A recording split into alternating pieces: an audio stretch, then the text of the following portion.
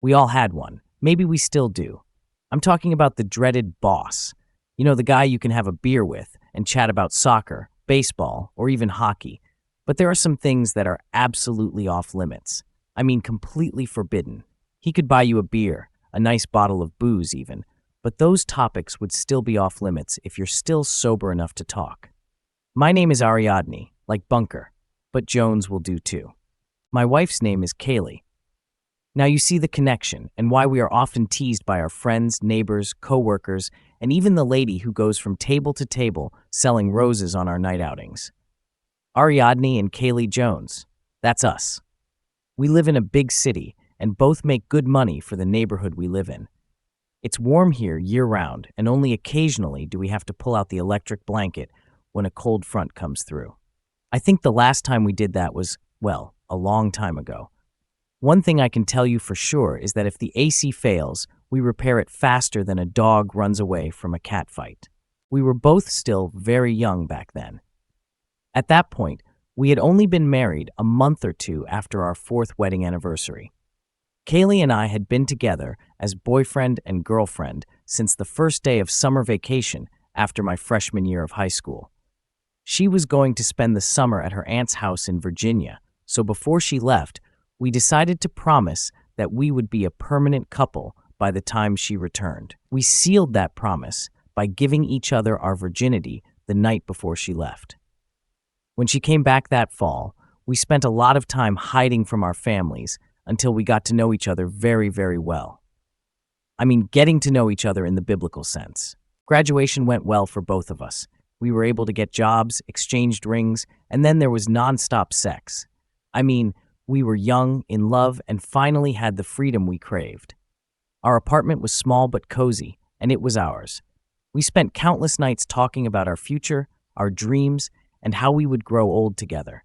Those were the best years, full of passion and discovery. Now, years later, our lives have settled into a comfortable routine. We still tease each other about our high school days and laugh at how innocent we were back then. Our friends and neighbors still find it hilarious to call us Ariadne and Kaylee, but we don't mind. It's a part of our story, a story that's filled with love, laughter, and the occasional rose from the lady at the restaurant, at least for a while. But as everyone knows, no man or woman can live their life on sex alone, no matter how hard they try. I guess it was inevitable that we would fall into a routine. After all, we'd been together for what felt like a lifetime, even though it had only been a few years. For young people like us, we were just kids. A lifetime can be compressed into a month away from mom's kitchen. We had given each other our virginity and, frankly, had never tried out for another sexual partner. At least I hadn't. I couldn't speak for Kaylee. She was my first love, and I was hers. That's how it seemed to me, but now I realized that my perfect life was just a fantasy. The day the wheels fell off the bus was unforgettable. My wife, Kaylee, and I had just finished dancing. You know the dance, when she says I need to lose a few pounds, and I just keep moving, so to speak. I enjoyed the feeling of her body pressed against mine. Since we both worked, we didn't always have the time or mood to be intimate, so moments like these were precious. We swayed to the music, and for a brief time, everything felt right in the world. But then the music stopped, and reality came crashing back. Kaylee pulled away slightly, her eyes distant. I noticed it, but I didn't want to acknowledge it. Instead, I held her close, trying to recapture the magic of our youth. That evening, as we sat on the couch, I tried to talk to her. "Kaylee, you know I love you, right?" I said, hoping to bridge the gap that had formed between us. "Of course, Ariadne. I love you too," she replied, but there was a hint of something in her voice that I couldn't quite place. It wasn't sadness exactly, but a sort of resigned acceptance. We continued our routine, living our lives in parallel lines that rarely intersected. I went to work, she went to work, and we met in the evenings, exhausted and often too tired to do more than exchange a few words. Our love was still there, but it was buried under the weight of daily life. Then one day, everything changed. It was a Saturday, and we had decided to spend the day together, just the two of us. We went to the park, had a picnic, and for the first time in a long while, we laughed and talked like we used to. It felt like a revival of our younger selves, the carefree couple who had nothing but time and love to share. As the sun set, we walked back home hand in hand. I felt a glimmer of hope that maybe, just maybe, we could get back to where we once were. But when we got home, there was a letter waiting for us. Kaylee picked it up and read it, her face turning pale. "What's wrong?" I asked, my heart pounding. "It's from my old boyfriend," she said quietly. "He's in town and wants to meet." In that moment, I felt the ground shift beneath my feet. The secure world I had built around us started to crumble. Kaylee looked at me, her eyes filled with uncertainty and fear. "I didn't know he was still thinking about me," she whispered. "Do you want to see him?" I asked, my voice trembling. "I don't know," she replied, tears welling up in her eyes. "I love you, Ariadne, but there's a part of me that's curious about what might have been." The next few days were a blur. Kaylee and I barely spoke. She went to meet him, and I stayed home, tormented by thoughts of what they might be doing. When she returned, she looked conflicted, torn between two worlds. "Ariadne," she said softly, "nothing happened. We talked, that's all, but it made me realize something. We need to work on us. We've been drifting apart, and we need to find our way back to each other." Her words hit me like a tidal wave. She was right. We had let our relationship become a series of routines, losing the passion and connection that had once defined us. That night, we promised to make a change.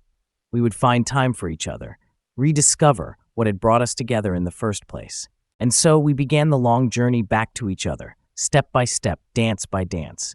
It wasn't easy, but we were committed. We had given each other our virginity, our hearts, and our lives. Now we were determined to give each other our best selves, rediscovering the love that had always been there, waiting to be rekindled. We were lying there, basking in the afterglow of our intimacy, when I slid down her body a little to lick away the small pool of sweat that filled the hollow between her breasts.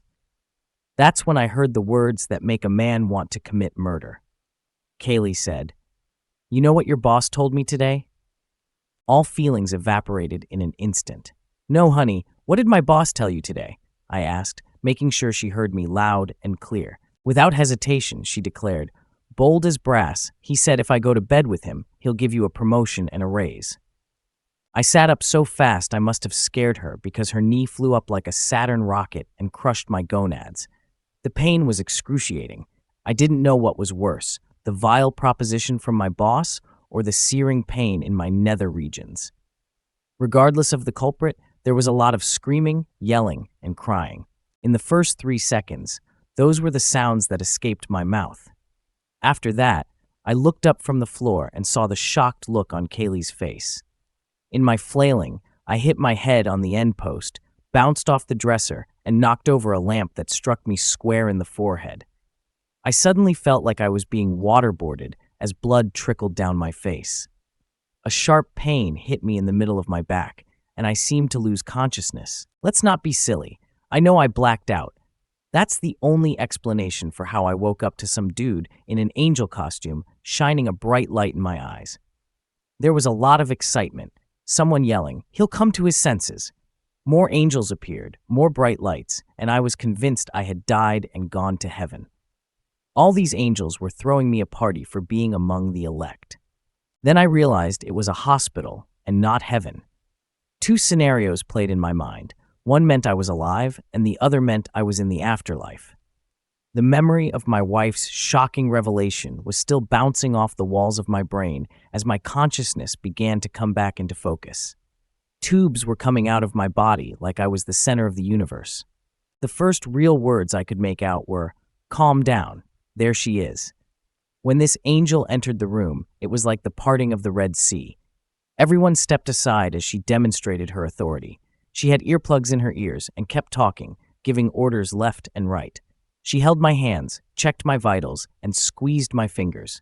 She pulled back the blankets, and I felt her gentle, yet almost tantalizing touch on my thigh. Moving to the bottom of my bed, she continued to give more and more orders. I complied with each request to the fullest, hoping that by following her instructions, I might make sense of this chaotic, surreal experience.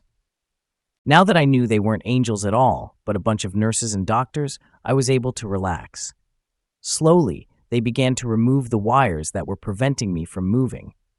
Someone picked up a needle, and in a second or two, I was back in dreamland. It wasn't really a dream. I was back in that black hole again, but it was a very soft hole, and I was enjoying it. When I regained consciousness this time, I found myself watching television. Angels seemed to appear and disappear from my world. If the TV was to be believed, I had been a butterfly for about 2 days, emerging from a cocoon. In a very professional manner, the nurses told me that Kaylee had been notified of my condition. What's going on here? I wondered aloud. I had been watching the cartoon channel on TV for the last 2 days, but my wife was still gone. They had taken the remote away, so I could only watch what the nurses, now seeming more like devils, wanted me to watch. I wasn't getting answers to my questions. My wife was a WOL. I still had a tube in my weenie, as my mom used to call it, collecting the nastiest smelling stuff imaginable. Woo! Then came my perfect, bright, and shining truth. She would come 2 or 3 times a day to check on me and see how I was doing. If she showed up, it meant I was okay. She would look at my chart on the tiny computer, snap her fingers, and all the nurses would come back to the room to take care of me. So I looked forward to her visits, those brief moments of attention. On the 3rd day after I broke out of my cocoon, there was a rumble in the hallway outside my room. The door swung open, and Kaylee, dressed in the latest fashion, burst into my cramped space. "Oh, Ariadne, are you all right, darling?" She crossed the room and started showering kisses all over my face. The saddest part was that none of those kisses ever grew. They were doomed to die in a circle of thick red lipstick, which I immediately started wiping off with a napkin. What does that phrase mean? Dressed to the hilt. I think when I was alive, people used to say I was dressed to a 2, maybe a 3, but never a 9. When I finally got Kaylee to calm down a bit, I saw my boss standing in the doorway. "What the hell is he doing here?" I demanded. "Don't worry, honey. Rusty brought me to the hospital when I told him about you coming out of your coma," Kaylee explained. Why would you tell my boss that I woke up from a coma if he was the one who put me in it? I retorted, my face twisted in confusion and anger. "I've been awake for 3 days now. Where the hell have you been?" "Honey, you've been gone so long," she said, her voice tinged with a mix of relief and frustration. This raised an excellent question. How long had I been in my cocoon? The person who had the answer had just entered the room. My angel came for a routine visit, while Rusty, the most hated man in my life at the time, stood by. "I need to know," I said, directing my question at the nurse. "How long have I been out?" "Mr. Jones, you've been in a coma for nearly 3 weeks, she replied, her tone calm and professional. 3 weeks. The weight of those words hit me like a ton of bricks. Everything made a little more sense now, the disorientation, the missing time, and Kaylee's frantic concern. Rusty, however, had a smug look on his face that made my blood boil. "Why are you here, Rusty?" I asked, my voice cold and hard. "I just wanted to make sure you were okay, Ariadne," he said, though his eyes told a different story. "Well, I'm awake now, so you can go," I snapped. Rusty hesitated for a moment, then turned and left without another word. Kaylee stayed by my side, her hand holding mine, her presence both comforting and confusing. As the nurses continued their routine checks, I couldn't shake the feeling that something was terribly off. As my mind cleared, I started piecing together the fragments of what had happened. The proposal from my boss, the pain, the hospital stay, it all started to form a coherent, if troubling, picture. Kaylee was here, and despite everything, I knew I needed her. But there was still so much we needed to sort out. "Kaylee," I said softly, "we have a lot to talk about." "I know, Ariadne," she replied, squeezing my hand gently. "We'll get through this together." And in that moment, surrounded by the beeping machines and the sterile smell of the hospital, I believed her. We had a long road ahead, but for now, I was just grateful to be alive and to have Kaylee by my side. I was drooling over my doctor's ass. That alone would have made me get out of bed and kick Rusty's ass, but for some reason, I couldn't move. I could only guess that the tube coming out of my weenie and the bag filled with the secretions that usually came out of my ass had something to do with it. Rusty was one of the lucky ones. At least he was lucky on this day and at this time. But the time would come. I promised myself. The time would come. Several alarms sounded, and my angel doctor began clearing the room of contagion around my bed. After she finished her examination, she allowed my wife to return to the room. I then told her that if Rusty, that son of a bitch came back, there would be a price to pay. That's when I was told that I had been in a coma for over 3 months. My angel doctor informed me that they had more scans of my brain and spine than any other patient in the hospital. She said there was nothing wrong with the scans, but I had severe blood loss at the time of the incident. They feared brain damage, but they couldn't find any. Apparently, I didn't have a brain, or the one I had was too strong to be damaged. It didn't make sense. After all, I was in a coma for 3 months. That's when I was told that the coma was induced to protect me from any unseen damage. The word from my angel seemed acceptable, and I calmed down a bit after learning that my wife was spending her free time with my boss, Rusty the Snake. My wife stayed around for another hour or two. It was time for a shot to calm me down and rest for the rest of the day, before meals. That injection turned out to be my freedom. I woke up a few hours later and she was gone. The next day, I was put into the operating room to have my butt reconnected, and the nurse took the tube out of my pee hole. She offered me a choice, slow and easy or fast, to get it over with as soon as possible. I decided slow and quiet. At that moment, her hand twitched, my eyes glazed over, and I started chanting the mantra, "Oh damn!" I was getting good dope, but they weren't that good. Later, when I was moved back into bed and the bleeding had stopped, I think, my wife was sitting next to the bed. My lunch was brought in while I was out of the room, but she ate it. So, being the new, fresh butterfly that I am, I was able to talk a couple of nurses into calling the cafeteria and ordering something special. They brought me soft serve and gelatin. I would have killed for pizza, but I knew why they did it, and I had to put up with it or starve to death. You know what happened next? What came next was the dreaded rehab. For some strange reason, I had to relearn some things I had done all my life. I was learning to walk again. Wait, damn it, right here? I know how to walk. You just wait till you get up off the floor, I thought, feeling a mix of frustration and determination. Rehab was grueling. I was surrounded by well-meaning therapists who pushed me to my limits, and then some. Each day was a test of patience and resilience. Lift your leg higher, Ariadne, they'd say, or take another step. My body felt foreign, like it belonged to someone else. My muscles screamed in protest, but I gritted my teeth and kept going. The support from Kaylee, though sporadic, became my anchor. She would sit by my side, holding my hand, whispering words of encouragement. Even though she had her own troubles to deal with, she made sure to be there for me whenever she could.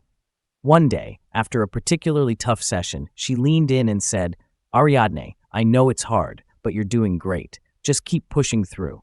Her words gave me the strength I needed. I pushed myself harder, determined to regain my independence. Slowly but surely, I made progress. The first time I stood on my own, without any support, I felt a surge of triumph. It was a small victory, but a victory nonetheless. The road to recovery was long, and there were setbacks, but with each passing day, I grew stronger. The nurses and therapists became my allies, each small achievement celebrated like a major milestone. And through it all, Kaylee remained my constant support, her presence a reminder that I wasn't alone in this fight. Eventually, the day came when I could walk on my own again. It wasn't perfect, and it took a lot of effort, but I did it. I walked down the hallway of the rehab center, each step a testament to my determination and the unwavering support of my wife. The nurses cheered, and even the therapists smiled with pride. As I stood at the end of the hallway, looking back at the journey I had undertaken, I realized that this experience had changed me. It had tested my limits, pushed me to my breaking point, but it had also shown me the strength I never knew I had. And most importantly, it had shown me the depth of Kaylee's love and commitment. Rehab wasn't just about relearning to walk. It was about rebuilding my life, my relationships, and my sense of self. It was about finding the courage to face the future, no matter how uncertain it might be. And as I took that final step, I knew that I was ready for whatever came next. And I'll show you how to walk. Fortunately, it didn't take long to sort out left and right. I was feeding myself, wearing a bib, and my wife was standing nearby, fussing about as if she didn't notice something more important going on in the world. "Just go away, okay?" I said, feeling exasperated. "I think I've got it all figured out." I was getting very impatient with Kaylee. She didn't hesitate. If I had known it would be this easy, I would have kicked her out sooner. Finally, the day came when I found my freedom. Praise hallelujah, I was on my way home. When the nurse wheeled me out to the front of the building, I was so happy. But I didn't know it wouldn't last. I knew I couldn't drive yet, but I thought my wife would respect me. As they closed the back door and I sat down, I looked at the front seat and guess who was driving? Come on, it wasn't my wife, but the guy who got me in this place. Yeah, it was the good guy, Rusty, my boss. When I saw the back of his head, I almost threw up right there in the back seat of my car. Well, it was my wife's car, but I paid for it. Doesn't that give me the right to claim it? I think it was my own stupid fault. The whole time I was in the hospital or in rehab, I never questioned why Rusty was even around. Rusty visited me in the hospital, but I think I would have done the same if one of my coworkers or friends had been injured. Of course, that makes sense, doesn't it? Kaylee realized I wasn't in the mood to host and sent Rusty on his way. I received instructions from my angel, a stylish and very sexy female doctor at the hospital. I know it sounds crazy, but when I think of her, it makes me feel better. Maybe it was the fact that when she leaned in to check my eyes or test my reactions by probing parts of my body, I felt a slight tingle. I'm going to miss our flirtatious banter. Well, the view from the front of her robe was admittedly arousing. It felt a little strange walking into my bedroom for the first time since the incident. I was tired, so I was glad for the feeling of non-hospital sheets and the lack of that aroma that lets you know you're not in heaven. Unfortunately, it had been so long since I'd seen my bed that I'd even forgotten what it was supposed to smell like. That's odd, I thought. That's not the kind of stuff my wife puts in the dryer to keep everything fresh as a daisy. Well, I'm tired. I need to rest. When my strength was restored by a short nap, I entered the kitchen, following the delicious smell of the promised home-cooked dinner. What the hell is this? I thought, looking at the 2 dirty coffee cups in the sink and 2 plates of leftover scrambled eggs and hash browns. They were accompanied by 2 sets of unwashed dishes. Who adds kept to scrambled eggs the way I do? I asked myself. After a second or two of further investigation, I realized it wasn't my wife. She doesn't add ketchup to anything. When she entered the kitchen, I was sitting at the table. I don't think I questioned her fidelity in any explicit way. But I'll tell you what, it's not like she was the only one who had sat at my dinner table in the last 3 months. As she walked by, she leaned over and kissed my balding head. Yes, there's a spot on the back of my head that's a little less covered in hair. Do you think we should talk about the elephant in the room? I asked. She put on an expression of surprise and maybe a hint of guilt. What elephant, Ariadne? I took a deep breath, trying to keep my voice steady. The one where Rusty seems to be around a lot more than necessary. The one where I come home to find signs that someone else has been living here. Kaylee sighed and took a seat across from me. Ariadne, it's not what you think, she started, her voice wavering slightly. Rusty was just helping me out while you were gone. I was overwhelmed, and he was there. I nodded slowly, not entirely convinced. And the breakfasts? The dirty dishes? Who adds ketchup to scrambled eggs like I do? She looked down, fiddling with her hands. Rusty was over for breakfast a few times. He stayed to help around the house. But that's all, Ariadne, I swear. I wanted to believe her, but something inside me wouldn't let go. Kaylee, I need to know the truth. If there's something more, you have to tell me. Tears welled up in her eyes as she reached across the table to take my hand. Ariadne, I promise you, there's nothing going on between us. I love you. I've always loved you. Please believe me. I studied her face, searching for any sign of deceit. Finally, I squeezed her hand and nodded. Okay, Kaylee, I'll believe you, but things have to change. Rusty can't be around here like this anymore. She nodded, relief washing over her face. I understand. I'll tell him. As I watched her get up to prepare dinner, I couldn't help but feel a mix of emotions. Relief that she denied any affair, but also a lingering doubt. The elephant in the room had been addressed, but it wasn't entirely gone. We had a long road ahead to rebuild the trust that had been shaken. But for now, I was home, and we were together. That was a start. Her face looked like she'd climbed out of a box of Cracker Jacks. What are you talking about, honey? You don't have to make a smug face and then wonder what I'm talking about. You know exactly what I'm talking about. Heck, I don't see this man at work that often, let alone in the hospital. Caught off guard, she immediately reverted to her standard defense. I just don't know what you mean, Ariadne. I mean Rusty. The man who offered me a pay raise if you'd go to bed with him. That guy. Remember him? Honest to a fault, this woman acted like I'd been living on another planet for the last, albeit long, time. Ariadne, honey, I would never do anything like that. You know I just love you, and only you.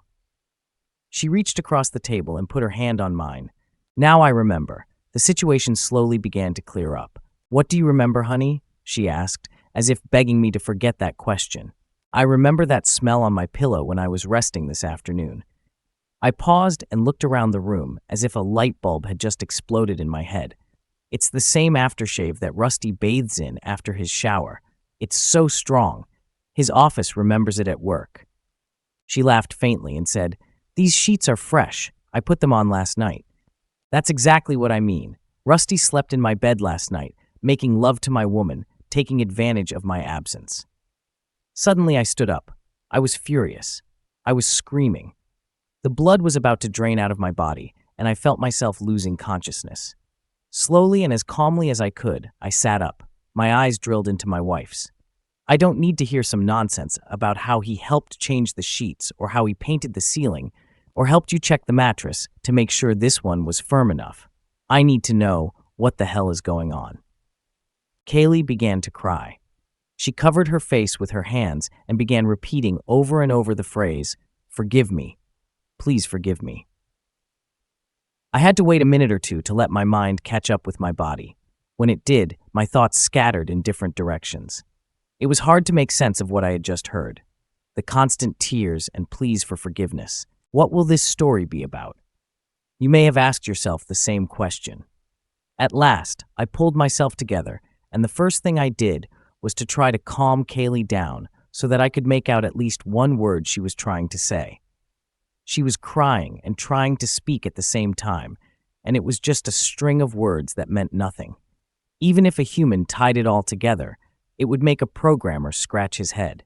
So I had to wait until she calmed down enough to realize what she was trying to say. I was fired from my job. She finally managed to whisper between sobs. "Okay, you got fired. When did that happen?" I asked, my voice trembling with frustration. "A week before our little accident," she replied, her eyes filled with shame.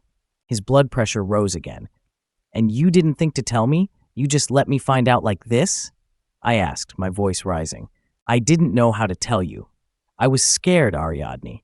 I didn't want you to worry about me, especially with everything else going on," she pleaded, tears streaming down her face. I took a deep breath, trying to process everything. "So you lost your job, and then what? You turned to Rusty for help?" She nodded slowly. "He offered to help me find another job. He was just being kind, Ariadne, but I swear, nothing happened between us. I love you." I rubbed my temples, feeling a headache coming on. "Why didn't you just tell me the truth, Kaylee? We could have figured this out together." "I was ashamed," she admitted, "and then with you being in the hospital, I felt so alone. Rusty was there for me when I needed someone to talk to." I stood up and walked to the window, staring out at the street below. "Kaylee, we need to rebuild the trust we once had. This secrecy, it has to stop. If we're going to move forward, we need to be honest with each other." She got up and stood beside me, placing a hand on my shoulder. "I understand, Ariadne. I promise, no more secrets." I turned to look at her, searching her eyes for any hint of deceit. Finally, I nodded. "All right, we'll take this one step at a time." As we stood there, side by side, I couldn't help but feel a glimmer of hope. It would be a long road, but maybe, just maybe, we could find our way back to each other. "You were fired, and you didn't see fit to inform me. I came to see you at the plant, and Rusty was there. Did you tell my boss you were fired from your job before you informed me?" My blood pressure was rising by the second. "Well, he was so understanding in everything," she said softly, looking down at her hands. "Yeah, he realized the way right into my bed. I felt like I was about to pass out from the pressure on my chest. But when you went into the hospital, he kept you on staff and promoted you too." "Jesus Christ, woman," I practically shouted. So you've been handing out treats since I got to the hospital? Well, she paused, tears forming in her eyes. Actually, I've been doing that for a while now. It was a few days before we had our little mishap. You mean you already slept with him before you told me about his proposal? My whole body was ready to explode with anger. I had sloppy seconds, and that was with my boss, the biggest asshole this side of the moon. I paused to catch my breath.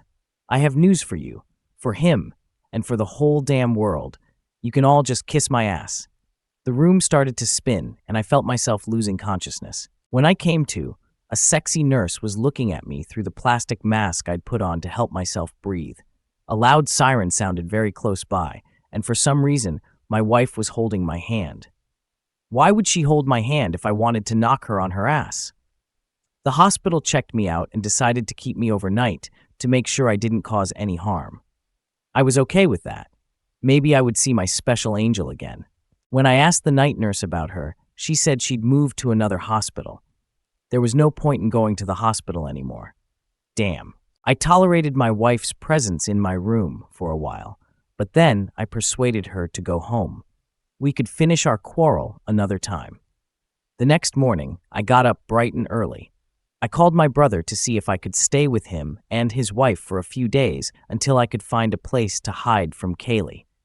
The doctors at the hospital had already told me I wouldn't be able to go back to work for another 2 weeks. And even after that, I had a lot of tests to go through. But at least this time, I was getting a complete picture of my life, and I was going to clean it up, willingly or unwillingly. I was just lucky. One of the nurses told my wife about my plans, and I had to face her again. I was sitting on the edge of the bed when she walked in with a face straight out of Mad Magazine. No makeup. Her hair hadn't been brushed or combed since the previous day. She was loaded for bear, and she didn't give a shit about my shit. Totally caught off guard, from my point of view, she was the one who screwed it up.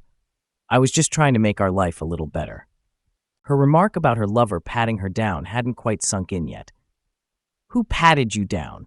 Who the hell do you think we're talking about? Rusty, you idiot! Kaylee was on a roll, and I knew I couldn't stop her. I think we should screw him good, don't you? She moved away from the bed and sat down on a chair. When we're done, if you want, we can call it a day, or we can try to put this mess back together. When you talk about mess, I said, trying to stay calm, you mean the mess you made with Rusty? Yes, Ariadne, she admitted, her voice cracking. I was wrong. I was scared and lonely, and I made a terrible mistake, but I want to fix it if you'll let me. I looked at her, seeing the raw vulnerability in her eyes. Kaylee, this isn't something that can be fixed overnight. You betrayed my trust in the worst way possible, but for the sake of what we had and what we might still have, I'm willing to try. She nodded, tears streaming down her face. Thank you, Ariadne. I promise I'll do whatever it takes to make this right. As she sat there, vulnerable and remorseful, I felt a glimmer of hope. It would be a long, hard road, but maybe, just maybe, we could find our way back to each other. For now, I would take it one day at a time, knowing that the path to healing was never a straight line. You mean you and me? You think we can set his ass on fire and then kiss and make up? You know I'm a good kisser, Kaylee said, smiling, perhaps catching a crack in my resolve. Showing a flicker of interest in her plan to ruin Rusty's life, I asked, "What are you up to?" I hate to say this, but for now, we'll just have to act like everything is normal, she replied, a determined look in her eyes. I could see the wheels of revenge spinning in her head. It took a moment or two for the word normal to be memorized. When it did, the reality of the comment hit a sour note. So you're going to have to keep screwing this guy until we come up with a plan? My hand rose into the air and swung back and forth in agitation. Before I could say anything else, my brother, his wife, and a nurse entered the room. The nurse, waiting patiently for the family reunion to settle, finally spoke up. Mr. Jones, I've made some inquiries about the Dr. Daniels you asked about. I just nodded, eagerly awaiting news about my angel doctor. Dr. Daniels is at Mercy Medical Center across town, she reported with a smirk. I paused, trying to understand the nurse's odd expression. Is there a problem with Dr. Daniels? Not at all. She's the best in her field, but you know, she works a little differently than the average female doctor. Everyone in the room realized what the nurse was hinting at before I did. The best money can buy, she added with a full smile. And this ass? I asked, dumbfounded. Same answer, she replied, still smiling. The stunned look on my face must have been priceless. No one spoke, but they all grinned like a monkey throwing poop at the zoo. Well, I'll be damned, I muttered. There was nothing more I could say. I was partial to a girl who was a guy, and besides, she was a beauty. I don't think it would have been wise to make that admission when my wife, or should I say my cheating wife, was in the room. Everyone looked at me for a comment, and all I could come up with was this. Maybe I can get someone to sign an early release so I can get back to work. My brother to the rescue. Let's get out of here and find a place where we can figure this out, he said. Just then, another nurse came in with a clipboard full of papers and instructions. In another 30 minutes, we were on our way. I wasn't going to get in the car with my wife, so my brother and I were in one car, and my wife and sister-in-law were in the other. How bad is it? Asked my brother, John Paul. Yes, his name is John Paul Jones. We just call him JP. It's really bad. What happened? Did you catch Kaylee cheating or something? He asked, not turning his face away from the road. When I turned to look at him, I saw all the unanswered questions on his face. Worry for me and Kaylee. I think it's... I paused, feeling the weight of the situation. Or something like that. I didn't catch her cheating. She decided to come clean on her own. How the hell does it work? He asked, glancing over at me briefly. She told me she was fired from her job, and Rusty, my boss, offered her a pay raise if she'd sleep with him. She admitted she did it before I even knew about the proposal. And now, I find out they've been together while I've been in the hospital, I explained, feeling a mix of anger and betrayal all over again. JP shook his head in disbelief. Man, that's messed up. What are you going to do? I don't know, JP. Right now, I just need to figure out how to deal with this. Maybe get away for a while, clear my head, I said, feeling overwhelmed by everything. We'll get through this, Ariadne. You've got family to lean on, JP said, his voice steady and reassuring. As we drove, I couldn't help but think about the mess my life had become. I needed a plan, but first, I needed time to think and to heal. Kaylee had shattered my trust, and rebuilding it wouldn't be easy. But for now, I had to take things one step at a time. With my brother by my side, I felt a glimmer of hope that I might find a way through this storm. Giving my brother my full attention, I recounted the story as I knew it so far, which wasn't much since I'd spent most of the last eternity in a coma. She lost her job and somehow confessed it to Rusty, my boss. That's all he needed. Rusty immediately stepped in and offered to help, making her an offer she couldn't refuse. I looked away, remembering how she didn't refuse. So what are you going to do? JP asked, his concern evident. My marriage is a pile of crap, so I guess I'll go back on the market and see if I can find someone who's looking for the same thing I am, I replied. JP smirked. And what's that, brother? When I realize it, I promise you'll be the second to know about it, I said, trying to lighten the mood. We laughed as JP pulled his truck into the driveway. When the engine stalled and he pulled out the key, he looked at me seriously and said, Do me one favor. Don't put this off until later. You and Kaylee need to sit down and decide what you're both going to do. Then we can deal with Rusty based on what you decide. He paused, and with the most serious face I'd ever seen on my brother, he continued. It's going to be hard. It might be harder than you think, but don't drag her along, thinking that you two still have a chance to get through it all. I can tell you right now, I don't think either of you have the strength to fight for what you had. I didn't think I could answer now, but he was right. I shouldn't have put it off and let her think that there might be a change of heart or any chance that we could continue to live a lie. It sounded weird. I knew she had confessed her sins, and I was willing to hide my private thoughts. Just then, Kaylee and my sister-in-law Pam entered the room. Before anyone could speak, John told his wife that Kaylee and I needed a few minutes alone. Pam caught the joke about why we needed to be alone from the look on her husband's face. Kaylee and I went to the basement, and I heard her full story, from her words. When I pressed her, it turned out that Rusty wasn't the first. He was more like the third or fourth. She said it was all about the shifts I was working. She couldn't help but feel lonely and confused by the signals she was getting from other men.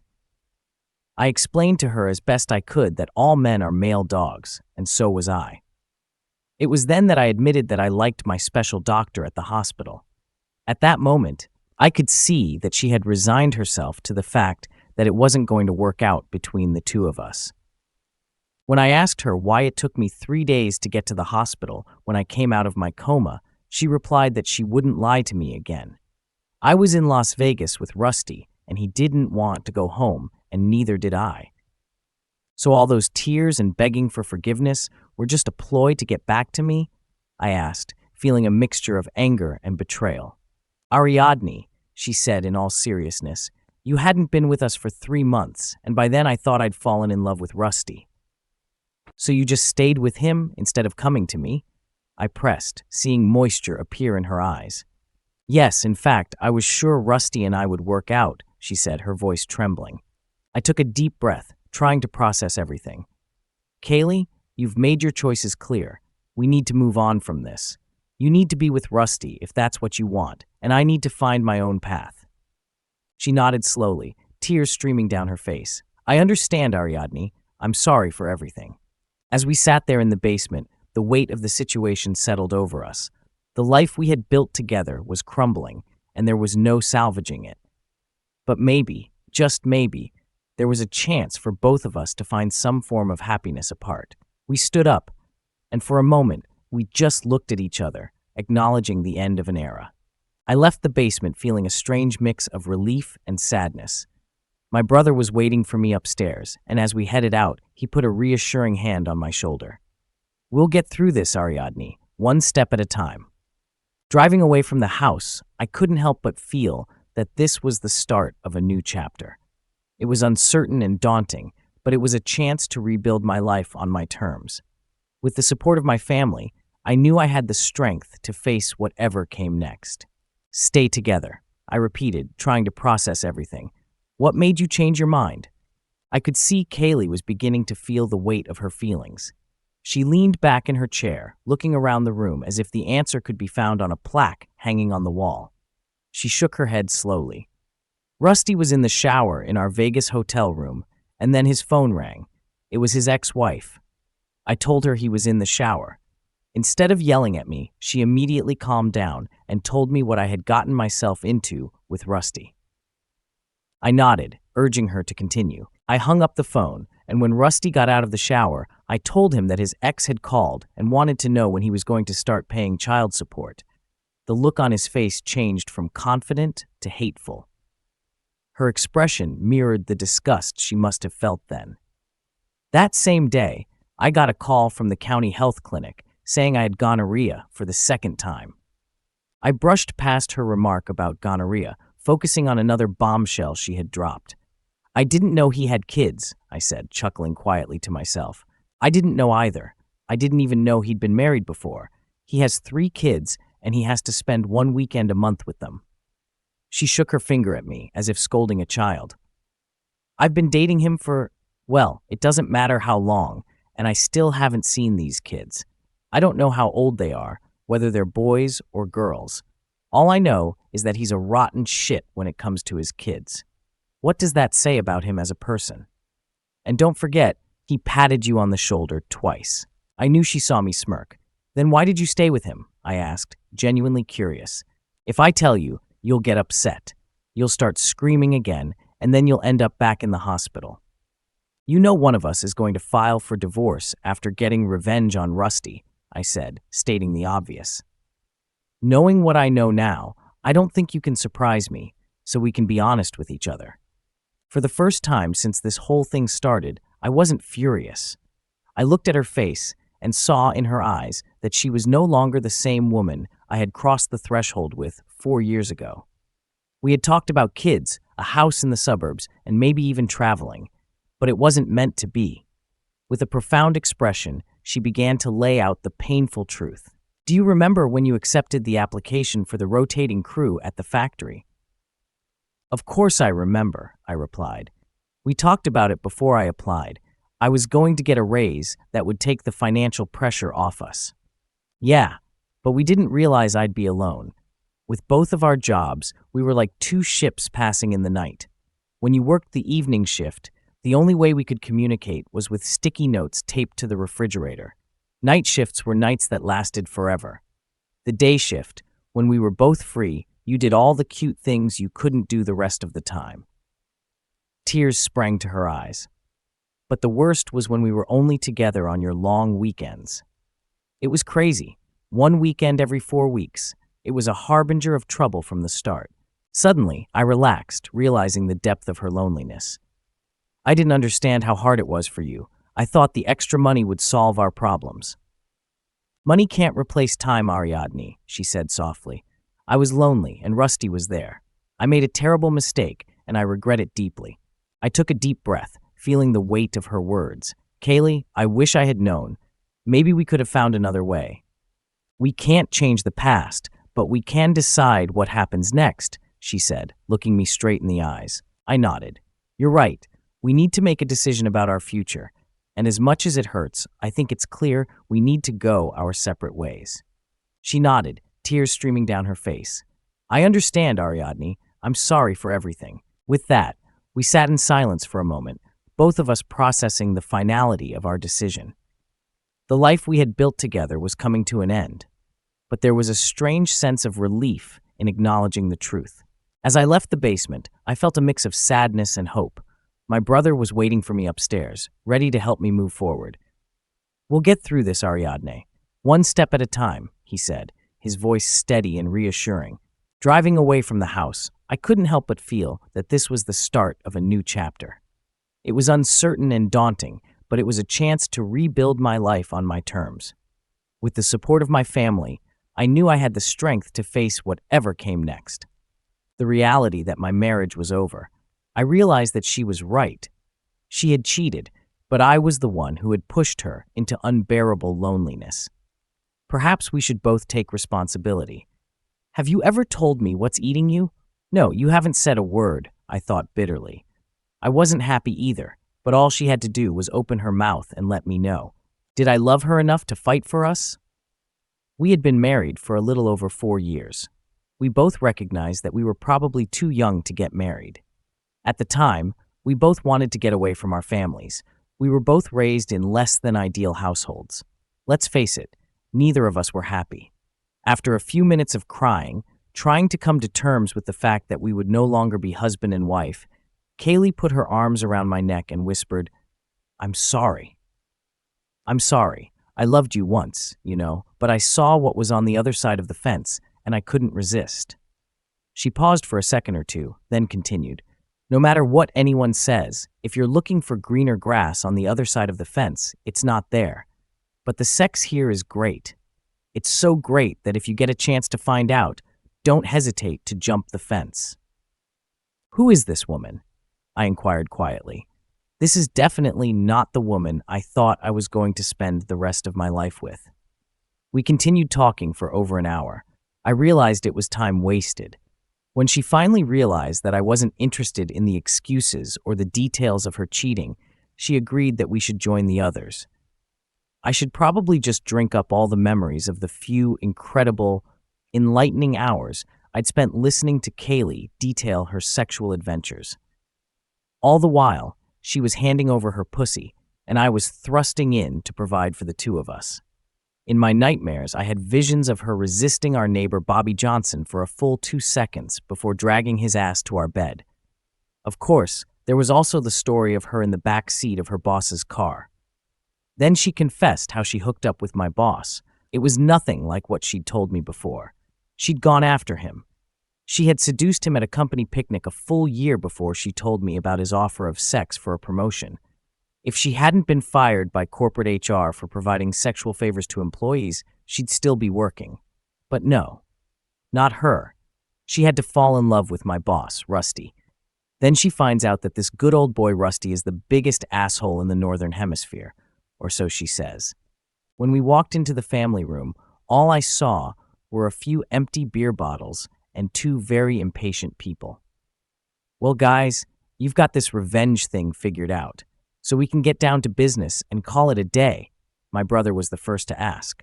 How the hell do you think we're going to figure this out? We don't even know this guy.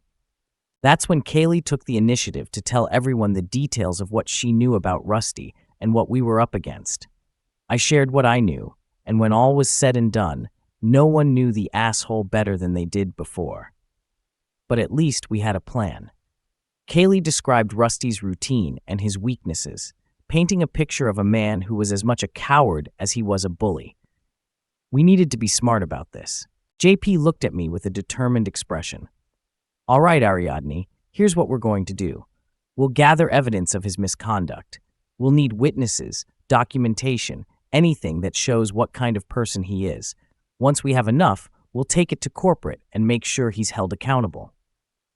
That sounds like a plan, I said, feeling a strange sense of camaraderie despite the circumstances.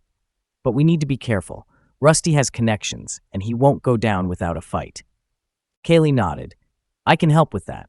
I know a few people who owe me favors, and we can use my knowledge of his habits to our advantage.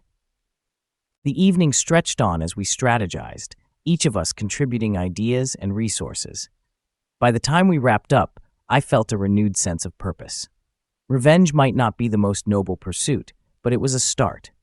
It was a way to regain control of a life that had spiraled out of control. As I lay in bed that night, I couldn't help but think about how much had changed in such a short time. My marriage was over, my trust shattered, and yet there was a glimmer of hope. Hope that justice could be served. Hope that I could rebuild my life. And hope that maybe, just maybe, I could find happiness again.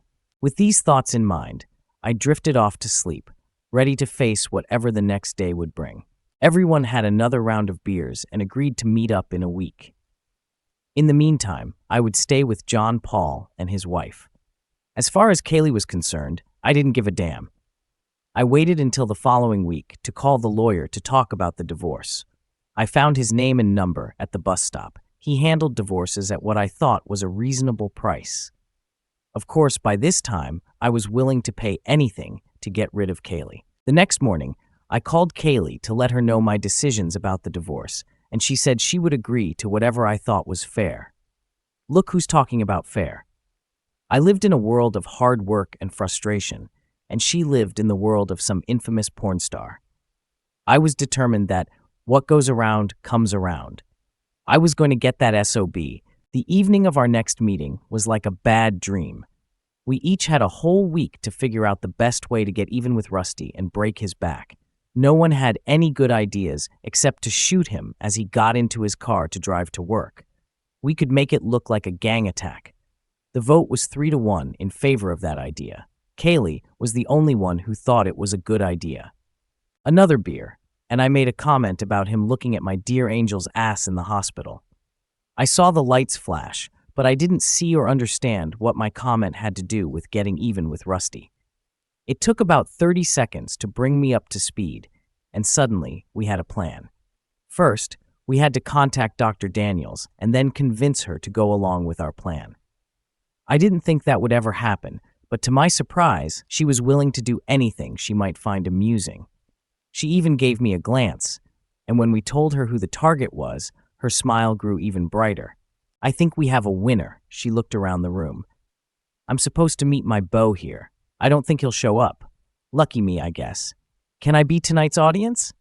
I raised my hand to signal the bartender to bring another drink, and she put her hand on my shoulder. I don't drink, she said. I don't date drunks. That's why I'm just waiting for my date. I wish I could say the same thing. Ever since I got divorced, it seems to be the only thing that keeps me from thinking about what my life, or maybe our lives, could have been. Imbued with sympathy, she said, "You really loved her, didn't you?" Looking at her face, I realized the truth for the first time. You know, I don't think I loved her. She and I were two kids who wanted to run away from our families. We saw each other as a way to break free. It was the idea of breaking free from all the rules that only applied to us. Our parents had their own set of rules that they had to follow. We were just there to make it easier for them, I said, suddenly surprised by my openness. Remind me never to let you get drunk, she said with a wry smile. I was just making an observation. I was a little confused. I'm sorry, but when you mentioned that I loved Kaylee, everything fell into place. I mean the reality of the whole situation. I paused to push my glass away from me. Thank you for helping me see things more clearly, I said. I think I've been clinging to a fantasy of what our marriage could have been rather than facing the reality of what it was. It's time to let go and move on. As we sat there in silence, the weight of my realization settled over us. The life I had built with Kaylee was over, but I finally felt ready to face the future, whatever it might hold. With the support of my brother and friends, I knew I could start anew, and maybe, just maybe, I would find the happiness I had been searching for all along. Thank you for being here, and thank you for helping me realize that my marriage was just a ruse. A ploy to make me feel like an adult when both of us, Kaylee and I, weren't ready for any kind of commitment, I said, feeling a weight lift off my shoulders as I admitted it. I think you're being too hard on yourself. Your marriage wasn't a ruse or whatever you call it. You were just too young to make that kind of commitment, she replied, her voice filled with understanding. The large group of loud men made the noise in the bar almost unbearable. I had to yell at my new friend to be heard, but she just shook her head in confusion. Do you think your date will show up? I asked, just as the group of men broke into another loud cheer. I don't care at this point. Do you want to find someplace quieter? She suggested, her eyes almost pleading for someone to get her away from the noise. I suggested my favorite establishment in the area, McDonald's. She shook her head, and we were soon outside, walking and enjoying the sudden quiet. The evening air blew across my face as we walked toward Mac's house. As soon as we were out of the protection of the buildings, the refreshing scent of her perfume wafted over me, a delightful relief from the usual street odors. Trying to keep the conversation going, I asked, "Did you say you were married?" "Yes, once upon a time, 1,000,000 years ago. I have to admit it wasn't the happiest time of my life." "And now you're divorced?" "Yep, and from what you say, you're divorced too," she replied. I stopped in the middle of the block and gently placed my hand on her arm to let her know I wanted to stop. I looked into her eyes and said, "Let's figure this out. You're just gorgeous. You have curves that most women don't have, and you're put out at a bar you never go to because you don't drink." She smiled broadly. "And I'm being taken to a fast food joint so we can talk about things that have nothing to do with the case." She paused. "And to top it off, I'm being taken there by a man I've only seen once. How does that fit into your twisted mind?" "Well, I want you to know that I'm going to register for school, and I have every intention of becoming a millionaire someday." She almost burst into laughter, but then stopped herself. "I hope you do. I hope you get that degree and turn it into $1,000,000. We both paused. "You'll be a good millionaire, and I'll be able to say I once knew you. It was pretty unpleasant," she said, with a hint of sarcasm. "But I was determined to get through to this woman no matter what it took." We found a booth at McDonald's and enjoyed each other's company for a few hours. She was fascinating, and the more we talked, the more I realized how much I enjoyed her presence. As the night wore on, she decided it was time for her to leave. She called an Uber, and when she went outside to leave, I slipped into the car with her. "What are you doing?" she demanded, clearly surprised. "I hope you don't think I'm just going to let you leave at sunset or anytime soon," I replied with a grin. She looked at me, a mixture of amusement and exasperation on her face. "You're quite something, you know that?" "Yeah, I've heard that a few times," I said, settling into the seat next to her. As the car started moving, I felt a sense of adventure. This night was turning out to be something special, something unexpected. And as we drove through the city, I couldn't help but think that maybe, just maybe, this was the start of something new. "I hope you don't think I'm just going to let you leave at moonset or whatever it is that's going on tonight. I need to know where to pick you up for our next date," I said. The driver had to insert his 2 cents into the conversation, but the fuss was soon over when she said it was okay. She handed him a card, and in a second or two, we were on our way. "What was on the card?" I asked. "My address. He needs to know where he's taking me," she replied with a wide smile. "If you had asked for my address, you could have gotten a postcard too." We both started laughing. "Is your phone number on this card?" I inquired. She pulled another card out of her purse and scribbled the number on the back. "Here, now you have everything you need." As she got out of the car in front of her address, She turned around and said, "If you don't call, I won't lose sleep."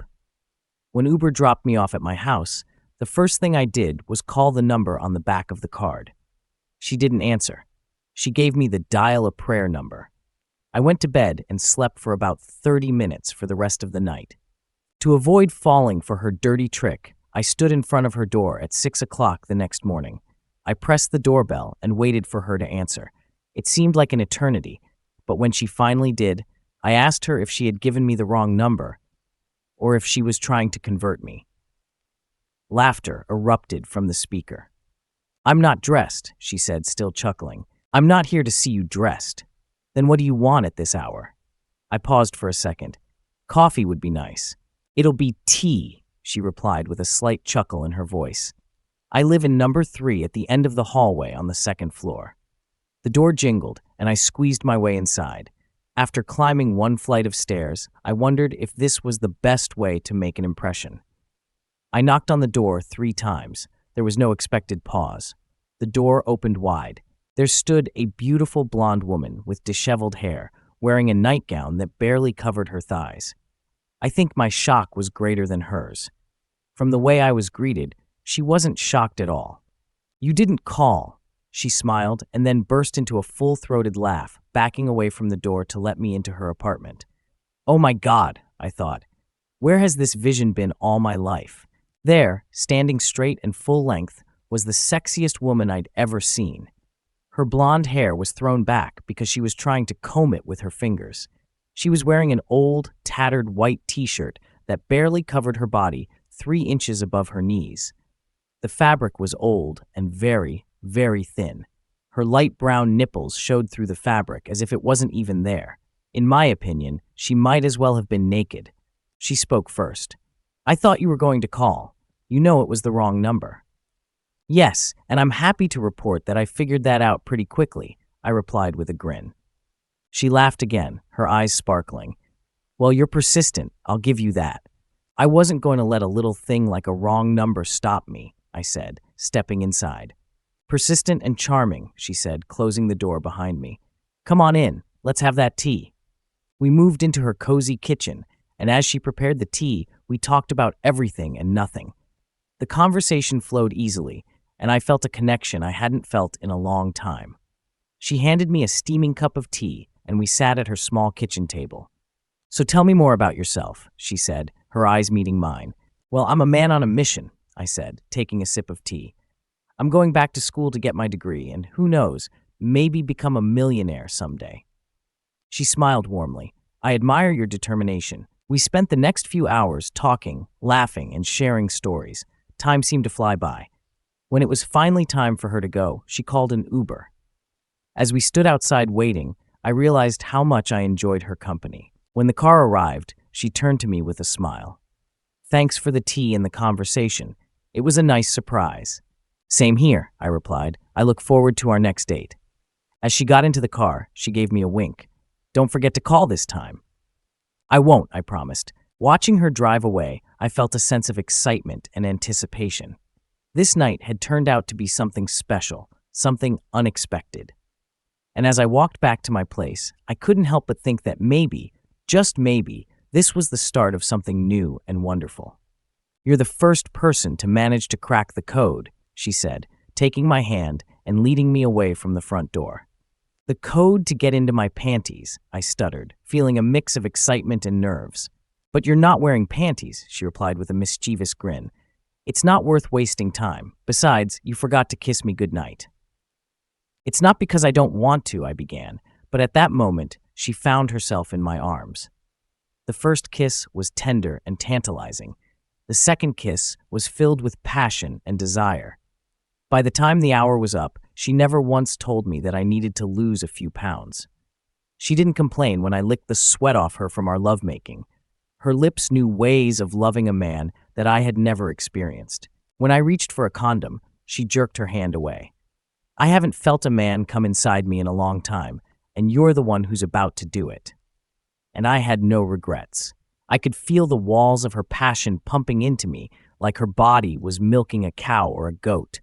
The excitement was so thrilling that I was ready for a second round before we even finished the first. The afterglow seemed to last forever. It lasted as long as we pressed against each other. We kissed in the shower and caressed every inch of each other's body. She led me through our lovemaking like a lamb being led to the slaughter. These are moments I will never forget. Fortunately or unfortunately, depending on how you look at things, life is not a bed of roses. Jake and I spent a very happy weekend together. I was there for the incredible sex and the fact that she had furniture in her apartment and I had a bed, a few towels, and one big-ass TV. I knew Jake was about 6 years older than me, but I was still happy that I was the one giving her pleasure at night. At least I felt like I was making her happy. She came home Tuesday night, a week after I had sort of made my way into her life. And there I was in for a big surprise. She went into the bedroom, showered, and came out dressed to the hilt. Her makeup was flawless. She looked like she was going to have a good time. "You told me we were going out, and I just missed it?" I asked, admiring the beauty in front of me. "You're not going to," she started. "I'm out," she said, cutting me off. That caught me off guard. "I don't understand. I thought we were so right for each other," I said, feeling a sinking sensation in my chest. "Yes." She glanced at her watch. "I think now would be a good time to explain it to you." She put her clutch on the table and sank into the chair across from me. "I've been trying to tell you from the beginning that I'm not going to be cornered like cattle or a slave at the stove. A few years ago, my husband decided to cheat on me. He didn't just cheat, he bragged about it to his friends. I did everything I could to save our marriage. We went to a counselor and did everything you're supposed to do at times like this. It didn't help because he kept seeing this woman of his, and I had had enough. I divorced him." She rose from her seat and grabbed a bottle of cold water from the refrigerator. "And ever since then, I've been living my life on my terms. I don't want to get tied down again. I don't want to be someone's possession or trophy. I want my freedom, and I thought you should know that now before things get too serious." Her words hit me like a ton of bricks. I had thought we were building something special, something lasting. But it turned out I was just a part of her journey, not the destination. "I get it," I said, trying to mask my disappointment. "I just wish I had known sooner." She looked at me with genuine sympathy. "I didn't mean to hurt you. I really enjoyed our time together. You're an amazing person, but I'm not looking for anything permanent." I nodded, taking a deep breath. "I understand. Thanks for being honest with me." She leaned in and kissed me softly on the lips. "Take care of yourself, Ariadne." As she walked out the door, I felt a mix of sadness and acceptance. Life had thrown me another curveball, but at least this time, I knew how to handle it. I had learned something valuable from Jake: the importance of living life on my own terms and not getting too caught up in what might have been. And so, I closed the door behind her, ready to face whatever came next. Was having the time of his life, and I was sitting at home twiddling my thumbs. I interrupted to ask, "What did you do?" After that first night, we talked a lot about sex and sexual partners. Soon you'd think we were discussing buying a new coffee maker. It was never a taboo topic. In fact, it became quite an expected topic of conversation. She would tell me how many guys hit on her during the day, and I would let her know if I saw a great pair of legs or an ass I wanted to try. Jake had her dates, and I went on dates too. We both seemed very happy with the situation. Oh, I was jealous sometimes, but mostly it was all part of the game. Jake even admitted to feeling a prick of jealousy more than once. She'd say she was thinking of playing, and we'd go out to see what would happen. Sometimes nothing would happen, but when it did, it was usually very good. We developed a large group of friends that we would play with from time to time. She went on dates, and I did the same. The most important thing in our lives was each other. Every time we played outside of our personal relationship, we rediscovered each other as the one person who meant something in our lives. One morning, Jake told me that she had heard about a new club about to open north of our town. She seemed excited at first, but as opening night approached, she began to have doubts. At least that was the impression she gave. "If you have any doubts about this new club, then we're just not going," I said, watching her pull a new dress over her head. "No, silly, I feel fine. I think we're going to have a lot of fun tonight, and I wouldn't miss it for anything," she reassured me with a smile. I just shook my head and agreed. It was an opportunity to have fun and meet many new people who practiced what Jake and I called the lifestyle. We arrived a little late, and security was a pain in the ass for the first night. We went through introductions, payment of membership fees, and a tour of the new club. It was bright and shiny, and it was packed with people who shared the same views as Jake and me. That first evening, we were in for a few surprises.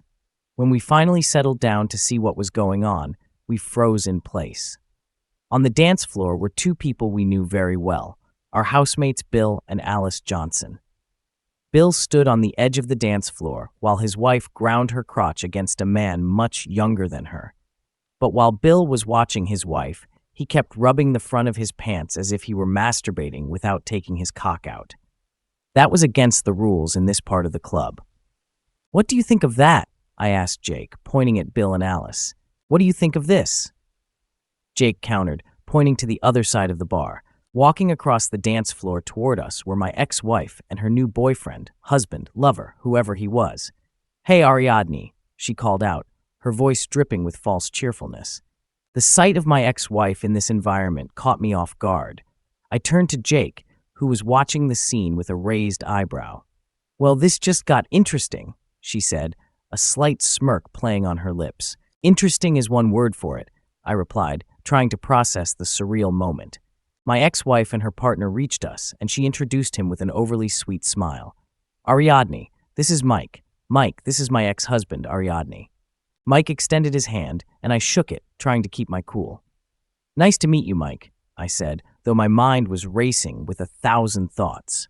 "Nice to meet you too, Ariadne," Mike replied, seemingly oblivious to the tension in the air. Jake stepped in, her charm on full display. "I'm Jake. Nice to meet you, Mike." As the introductions wrapped up, I couldn't help but notice the curious glances from other club members. The evening had taken an unexpected turn, but Jake's presence beside me was a comforting anchor. "So how's life been treating you?" my ex-wife asked, her tone casual but with an underlying edge. "It's been interesting," I replied, glancing at Jake, who gave me a supportive smile. "Just taking things one day at a time." "Well, it's good to see you out and about," she said, clearly enjoying the awkwardness of the situation. "Same to you," I replied, forcing a polite smile. As the night wore on, Jake and I mingled with other club members, but my thoughts kept drifting back to the unexpected encounter with my ex-wife. Despite the initial shock, the evening turned out to be enjoyable. Jake and I shared laughs, met new people, and even danced a little. When it was finally time to leave, we walked out of the club hand in hand. The cool night air was refreshing after the bustling energy inside. "You handled that well," Jake said, giving my hand a squeeze. "Thanks," I replied.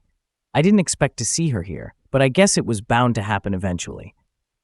Jake smiled. "Life has a funny way of throwing curveballs, but I'm glad we faced it together." As we drove home, I reflected on the night's events. Jake and I had navigated the evening with grace and humor, reinforcing the bond we shared. Our relationship might not have been conventional, but it was built on mutual respect, honesty, and a shared sense of adventure. And as I looked at Jake, I knew that whatever challenges lay ahead, we would face them together, one step at a time. "How's it going?" Kaylee called out. I stood up from my seat and smiled. "I never thought I'd see you here." "See? You thought you knew me, and you knew nothing," she said, holding out her hand to Jake.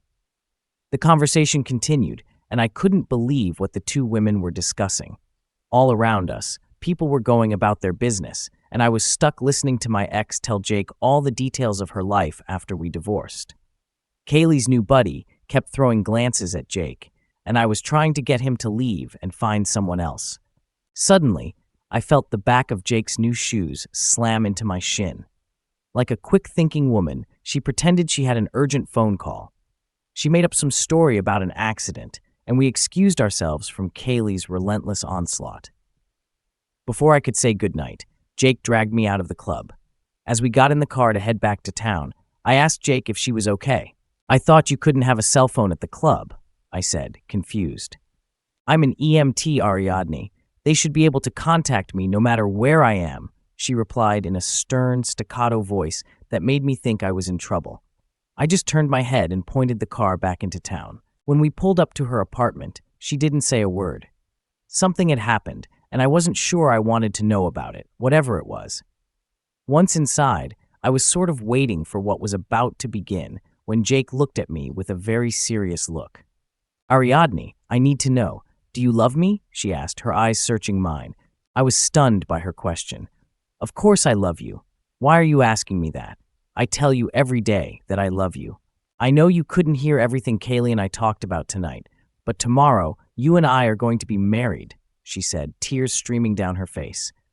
"I never thought I would say this to any man, but you're the only one who loves me, understands me, and will keep me safe forever. So if it's okay with you, will you marry me?" Now I was crying. Well, just a little. Later that night or early the next morning, I licked away the remnants of our lovemaking. I saw something new in Jake's face.